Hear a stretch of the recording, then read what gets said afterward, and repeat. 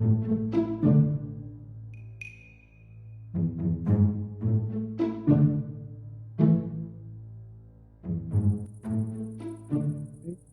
pickaxe. Got some torches. Gonna go off over into the mines. Hopefully get some more diamonds. And, oh! I have a note. Yo, come check out my cool house. Nope. Huh. Might as well.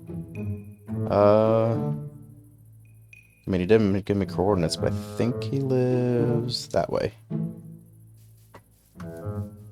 See where he's at.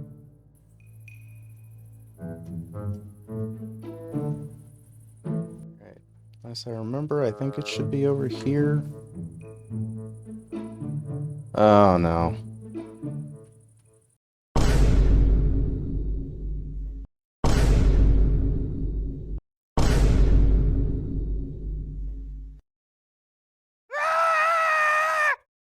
Challenge accepted. Well.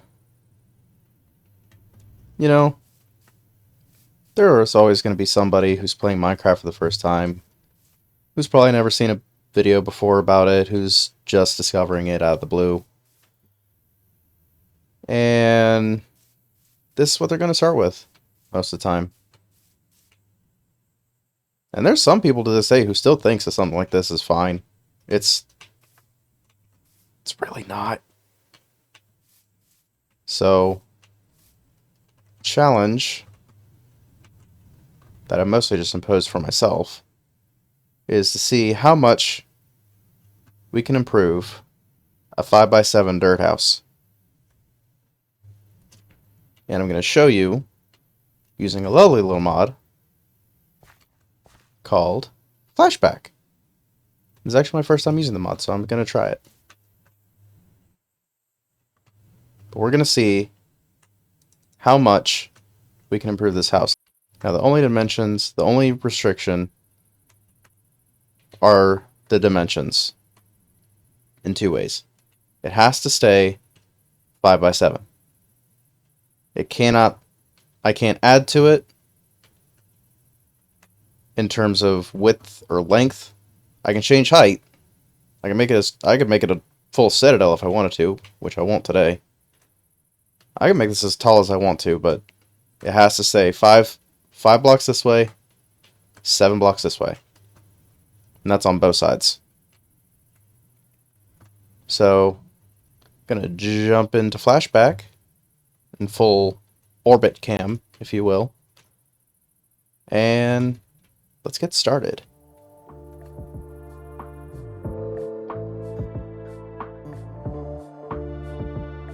So the first thing I'm going to start doing here is I'm going to use wool to mark out an outline for the walls, keeping that 5x7 restriction I mentioned a second ago. I'm going to mentally note where the door and the window are because I'm going to use them later when I build the walls, but I'm going to take down the rest of the dirt house and basically start from scratch.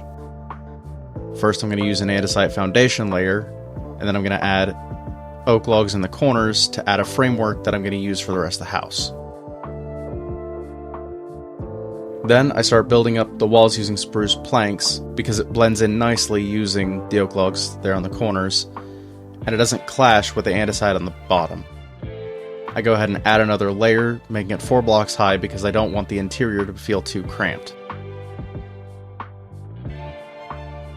Now here you're going to see some experimentation going on, like for instance with this roof outline I started doing.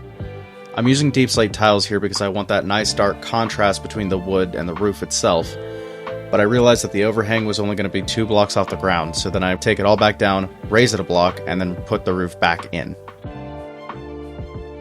And this roof is extremely simple. It's simply stairs inverted on each other to just create a straight triangle. And then in the center, since it's a 1 block middle, I use slabs up top to keep that layering. In the middle, I'll use deep slate cobble because it's a lighter gray and it'll add some color variation so that way the roof isn't one single block. And it also helps define where the limits of the house are. Here I'm also going to pepper in some blocks instead of the stairs with the deep slate cobble to add some variation into the roof and extra depth to help make it look less uniform and more natural. Now I'm going to add in the windows. I'm going to use light gray stained panes and upside down stairs to help also make it look old and weathered. This will also help using the shadow from the stairs to give a blend into the spruce wood from the andesite. Some of the extra detailing I'm doing is playing around with the shutter design using dark oak trapdoors, using stairs around the bottom, and I add a little layer of sideways oak logs before the roof line to help give it a texture gradient, so that way, again, the textures have a way to blend into the darker blocks.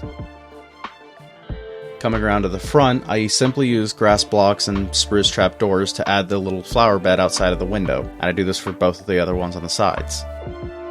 It's a very simple design, but it adds so much to a little house like this.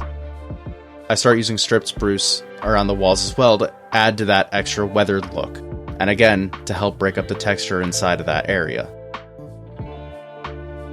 Now this is where you're going to see my creative process really take place, with experimenting with different blocks, like with the shutters and with the reinforcement around the corners, and this is something that I want you to try as well.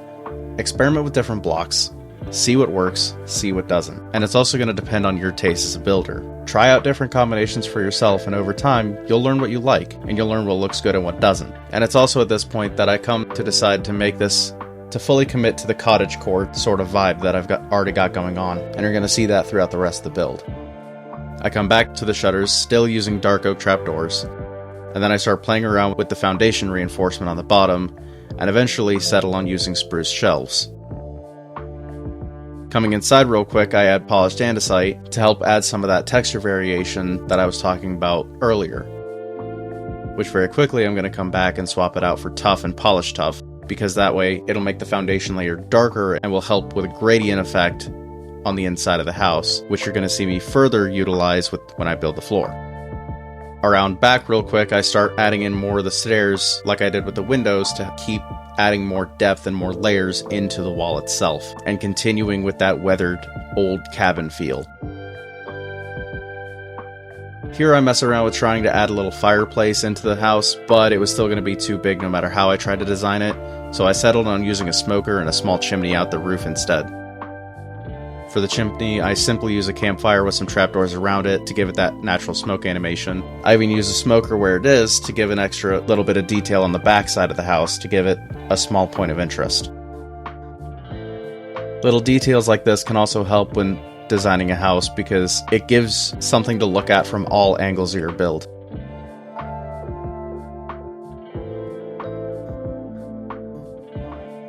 Coming back around to the front, I start working on making a path using mud and mushroom blocks. Little paths like these will also help guide the eyes toward the center of your build and give it a subtle foreground effect. I even sprinkle in some actual path blocks just to give the path itself that little bit of extra depth. I'll start using moss and green concrete powder around the path itself so that way the outside of the path up to the house looks like it's been trampled on, it's been stepped on over the years, and the grass is patted down. Now, I always love adding these little azalea leaf details into the build itself because it adds just that extra little layer of greenery. Whether it be detail on the roof or some bushes around the house, it really doesn't matter how you use them. They always look great, especially with a little cottage theme like this. Moving on to the inside, I'll use stripped dark oak logs as the floor, as I mentioned earlier, to help with that gradient effect inside, going progressively darker on the floor to lighter up the walls, and transitioning well in palette design with the ceiling of cobblestone deep slate up above. Then I just simply add a bed, some storage, some shelving, and some other decorations just to button up the rest of the inside. And I'll even continue to use the azalea leaves on the ceiling itself.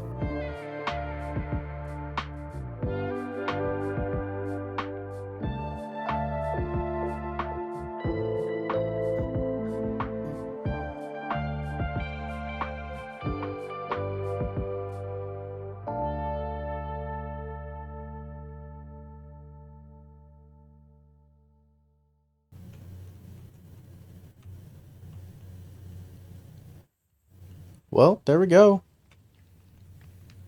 I'd say it's not too shabby, and it still keeps a starter house aesthetic. Right after the time lapse there, I went ahead.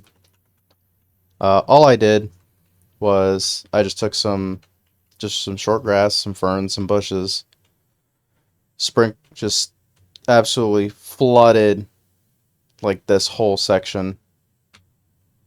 There was also this little dirt spike here that I just went ahead and took down because it was in the way. Now, I know, some of you in the comments are going to say, oh, but you went outside of the 5x7 compound with this and with the little chimney on the back or with the flower beds. The general structure is still 5x7. That was the point. Everything else is just decorative. It's not a part of the house, really. Because, I mean, you got this little bush outside with the azalea leaves and the berry bushes. Got this nice little path coming out front. So that way you don't just have grass under your door. It's a very, very nice way just to detail that. And it's just packed mud bricks, mushroom blocks, dirt paths. Also got some, some moss, some concrete powder outside as well. Got a couple flowers outside. Used dark oak trapdoors and shutters. You come inside. Got some azalea leaves up in the ceiling. Got a little brewing stand, a little torch flower in a pot. Got a smoker over here for all your food needs. You got all your chests and everything out here.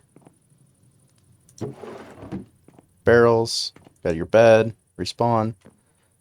Armor stand and diamond armor. I know this isn't exactly starter, but, just add some decoration. You don't have to have anything on the armor stand.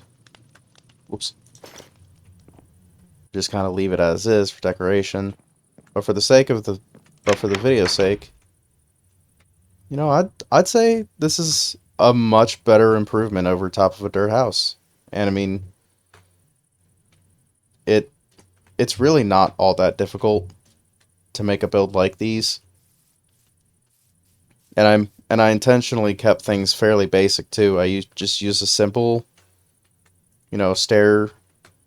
staircase, apex roof with a slab here in the middle for the center.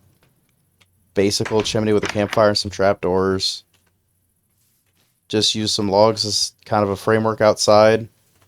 I used the new spruce shells from the newer 1.21 updates. Which actually is my first time using these. I haven't really experimented this version yet until now, and I'm really glad about these. But yeah. Now I think Noob will be quite impressed at how much better of a house this is over the dirt. I think he'll be really happy to come back on and see this. So